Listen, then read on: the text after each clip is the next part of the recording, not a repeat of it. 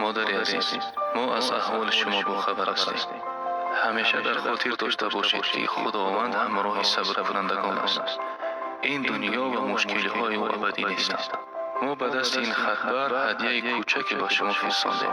آن را قبول کنید و در حق ما دعاگو باشید. امیدواریم مشکلی های شما کمی هم باشد آسان می‌گردد. با احترام بندگان خدا. یه بار هم یک شوی بینی خدا جون چی هست؟ بزی خدا جون خدا جون پیدا نکنید تیموز